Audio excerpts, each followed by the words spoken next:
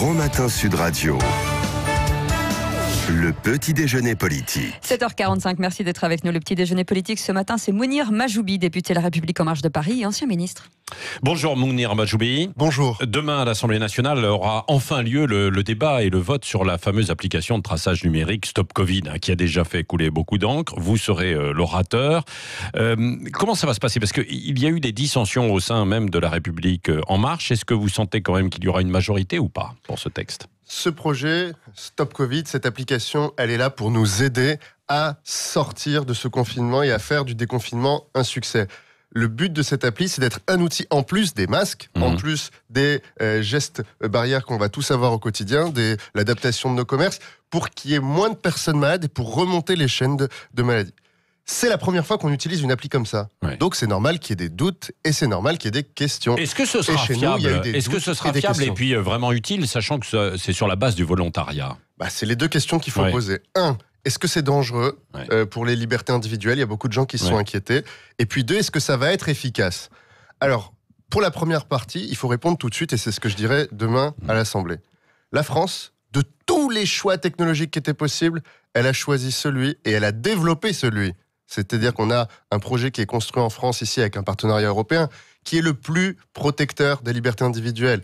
Et la CNIL le dit, Cédric Villani, en tant que vice-président de l'OPEX, c'est-à-dire l'Office de contrôle des technologies, le dit, l'ancien secrétaire d'État au numérique que je suis le dit, tout le monde dit aujourd'hui, cette appli, elle est sécurisée. Est-ce qu'elle sera efficace ? On va voir. On va voir, mais est-ce qu'on a le droit de se passer d'une appli qui peut sauver des vies? Je crois pas. Donc, on va en débattre demain, et je suis certain que... Alors, si tout se passe bien, elle sera prête quand?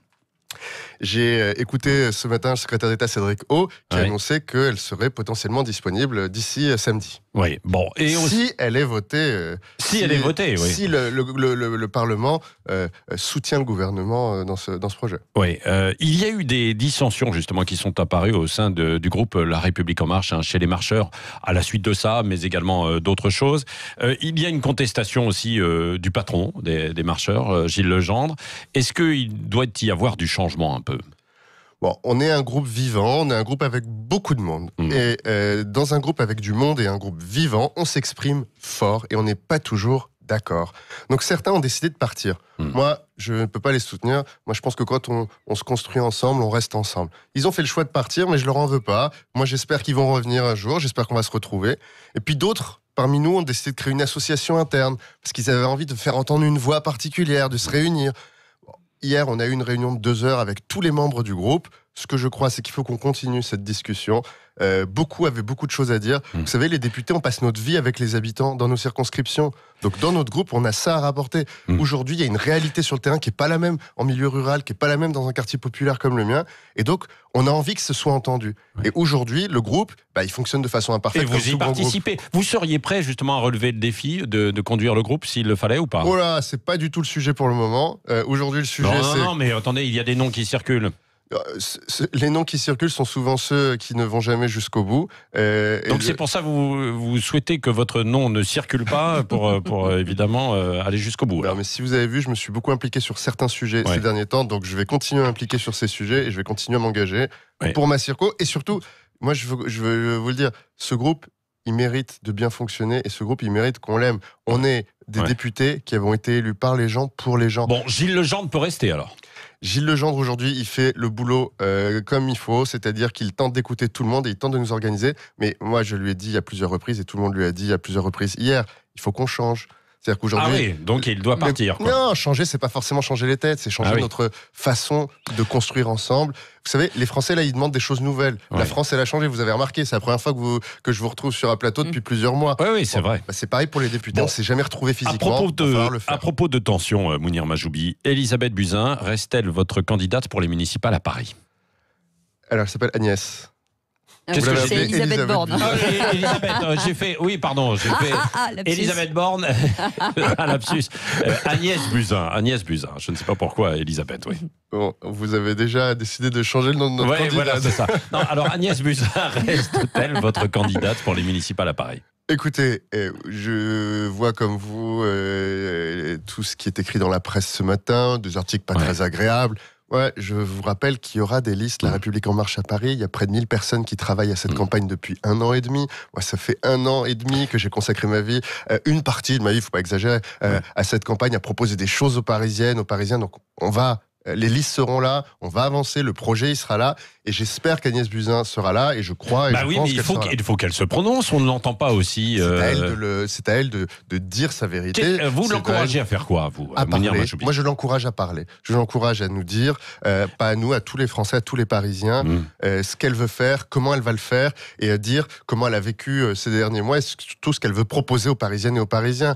Mais on le découvrira. Mais est-ce qu'elle peut encore le faire, compte tenu de la situation, de ses déclarations? Elle a dénoncé une mascarade, on se souvient, dans une interview, donc à propos de ces élections. Elle-même disait qu'il ne fallait pas faire, qu'elle était au courant aussi des dangers, des risques et des conséquences possibles. Je ne veux pas commenter ce qu'il y a eu dans cet article-là, parce que c'est un article qui arrive après une campagne très difficile, qui arrive en plein confinement. Je veux, si vous voulez, on en reparle dès qu'elle aura parlé. J'espère qu'elle va parler aujourd'hui. Je pense qu'elle va le faire aujourd'hui ou demain. On le découvrira peut-être ensemble dans la presse. J'espère le découvrir un petit peu avant. Mais et donc vous n'êtes pas au courant vous-même, alors que vous êtes aussi on s'est parlé, on s'est parlé hier soir, on s'est parlé avant-hier, on se parle tous les jours. Et donc là, elle hésite pour l'instant. On est plusieurs personnes très impliquées dans cette campagne à se parler régulièrement pour avancer. Donc moi, vous savez, la question, elle n'est pas si simple que ça. Elle n'a pas juste à dire « je viens ». C'est le moment où elle s'exprimera, elle nous dira comment on avance, ce qu'elle veut faire, comment on va le faire ensemble, ce qu'elle a à dire aussi sur... Et les troupes, est-ce qu'elles vont suivre ? Les troupes, faut pas appeler, vous savez, les troupes de la République En Marche. On a parlé du groupe La République En Marche à l'Assemblée. Les engagés de la République En Marche à Paris, c'est pareil. On est nombreux, on a tous des opinions très fortes. Donc c'est pas une troupe qui suit son chef. C'est des troupes qui ont bataillé, qui sont prêtes à batailler, qui vont avancer. Et chez nous, vous savez, un chef, ça se désigne, mais ça se mérite. Donc c'est une relation d'égal à égal. Si elle n'y allait pas finalement, Cédric Villani serait le mieux placé ? Qu'elle y aille pas. Mais ça, pour moi, ce n'est pas une option. Moi, je veux qu'elle y aille. De toute façon, il faut qu'on se retrouve avec Cédric Villani. Moi, je veux que Cédric Villani et Agnès Buzyn, enfin en tout cas La République En Marche et les équipes de Cédric Villani ont vocation à se retrouver. Il penche plutôt du côté d'Anne Hidalgo, non ? Vous savez que moi, je l'ai soutenu pendant la désignation interne en renonçant à ma propre campagne, à ma propre candidature. Mais ensuite, un autre choix a été fait et j'ai décidé de rester fidèle au choix qui a été fait. Maintenant, je dis à Cédric, il faut qu'on se retrouve et je crois que c'est le meilleur moment. Beaucoup des personnes qui ont fait la campagne avec lui considèrent que le projet qu'on porte, il est compatible avec le leur. Donc il faut qu'on avance ensemble. Oui. Outre la crise sanitaire qui secoue évidemment le pays, la capitale aussi, vous interpellez dernièrement Anne Hidalgo sur l'état du quartier de Stalingrad. C'est dans le nord de la capitale qui est envahi par des consommateurs de drogue. Qu'est-ce que vous demandez à Anne Hidalgo ? C'est plutôt au ministre de l'Intérieur, Christophe Castaner, de s'en occuper, non ? Justement, les collectifs de citoyens n'en peuvent plus. Je suis le député du 19e arrondissement, je passe tous les jours par la place de Stalingrad. Ce week-end, il y a encore eu une agression devant les familles. Quand je dis une agression, c'est une tentative de meurtre dans la rue, devant les familles. Hier, encore une agression sur une famille sur la place de Stalingrad. Ça n'est plus possible. Mais ce qui n'est plus possible, c'est aussi une mairie qui dit c'est de la faute du ministre de l'Intérieur et du gouvernement Macron qui ne nous envoie pas de policiers.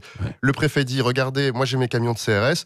Donc moi j'ai décidé d'y aller tous les jours. Et là on a fait un pacte Stalingrad avec des habitants, avec des commerçants, en disant voilà la liste exacte de ce qu'on attend de la mairie. Vous savez, on a 3 petites arches sur la place de Stalingrad, c'est devenu des urinoirs et des lieux de deal. Il faut les fermer. C'est-à-dire, c'est pas compliqué, il faut les fermer.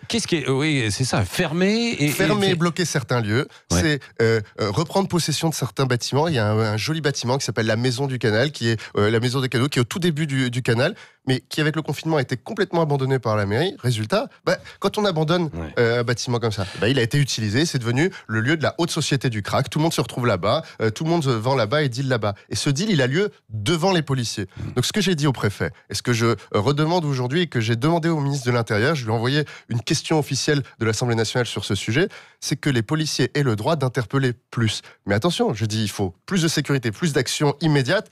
Et il faut que les promesses sociales de la mairie sur l'interaction avec les associations soient une réalité. Et au lieu d'un passage tous les mois, il faut que ces associations d'insertion pour les craquer, elles soient là 24/24 sur cette place. Oui, Mounir Majoubi, un mot sur la concurrence d'Amazon. Vous aviez dénoncé la destruction d'emplois par le géant américain il y a 1 an et demi.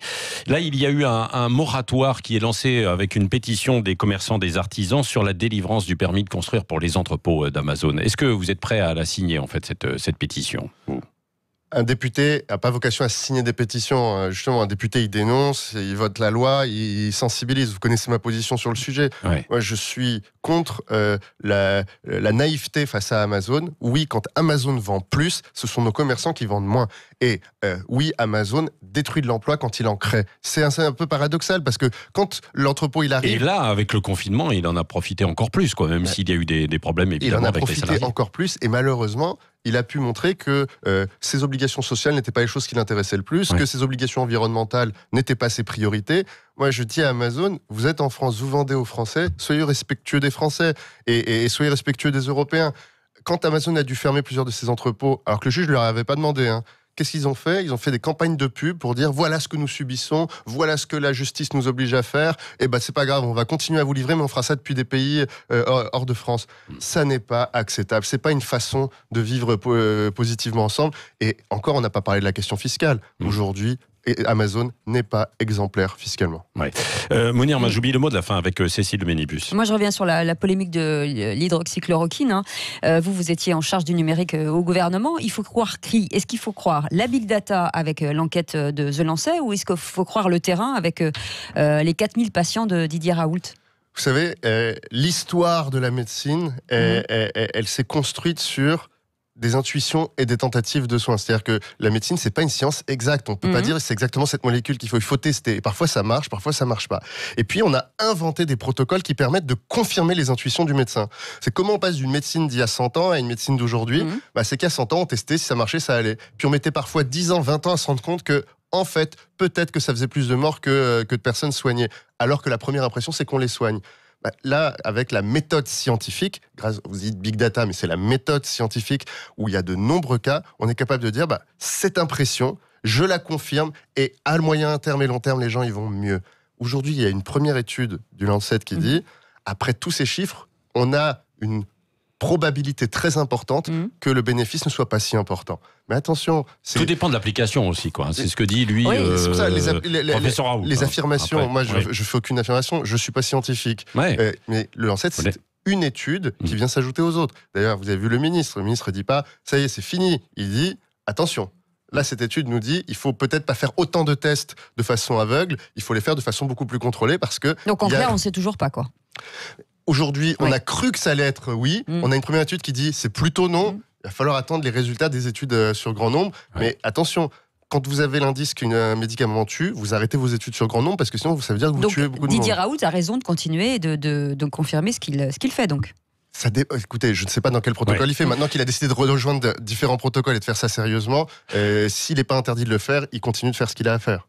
Merci Mounir Majoubi, député de La République En Marche de Paris. Et à propos de Didier Raoult, il sera l'invité d'André Berkoff demain, exceptionnel, entre midi et 13h. Bonne journée à vous. Et dans un instant, on verra comment les enfants ont vécu ce confinement avec notre invité. Restez avec nous, 7h58, c'est le Grand Matin Sud Radio.